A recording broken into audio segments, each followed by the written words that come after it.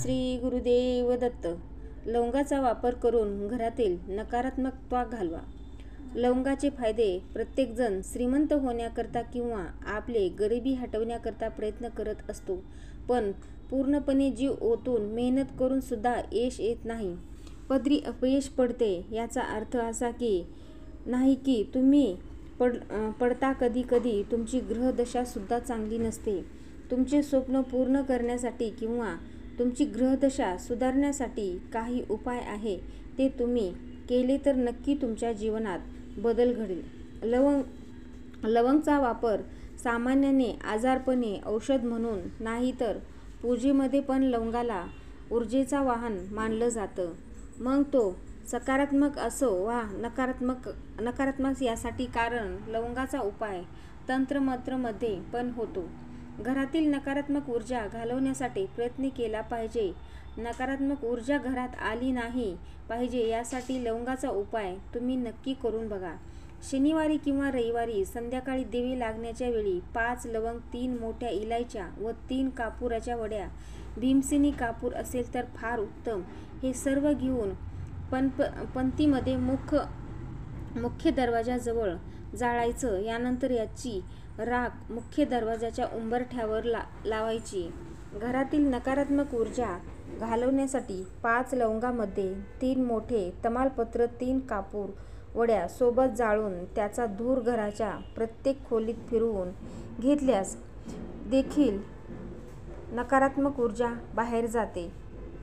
कोणाची गरज किंवा वाईट वेळ निभावण्यासाठी आपण धर्म म्हणून मदत करतो खरे, पण समोरच्या व्यक्ती जाण न ठेवता सारखे मागूनही वर्षानुवर्ष उधारी परत करत नसेल तर लवंगाचा उपाय नक्की करून बघा.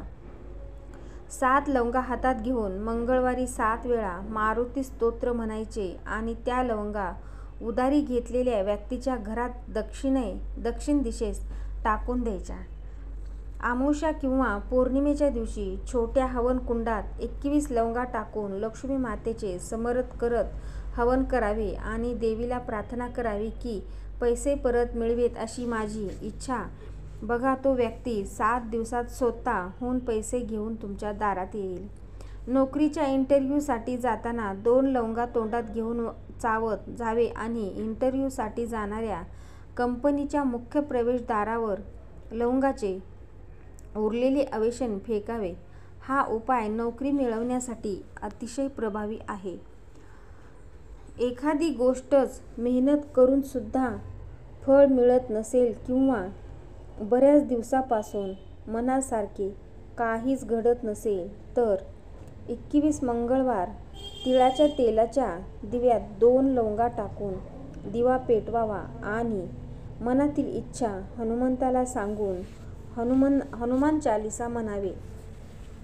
राहू केतूची कुंडली मध्ये दशा चांगली नसेल तर अशा परिस्थितीत कुठलेच आर्थिक व्यवहार किंवा स्वतःचा व्यवसाय नीट चालत नाही. सतत काही ना काही नुकसान होते.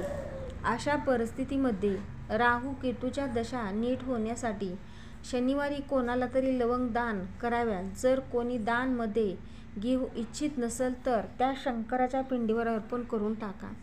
हा उपाय 40 दिवस सलग न चुकता करावा. राहू केतूचा प्रभाव नष्ट होऊन घरात आनंद नांदेल. तुम्ही लवंगा रोपटे देखील दान करू शकता.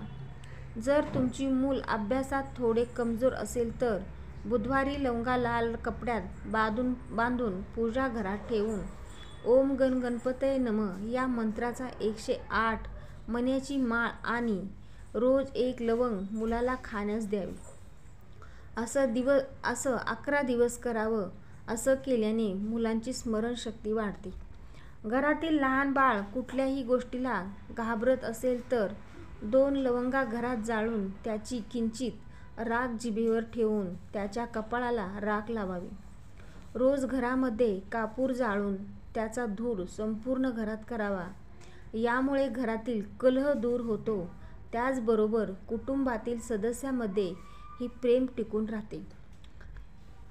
आजारपण घराचा रस्ता विसरतात. घराच्या शांतीसाठी हा उपाय खूप प्रभावी मानला जातो.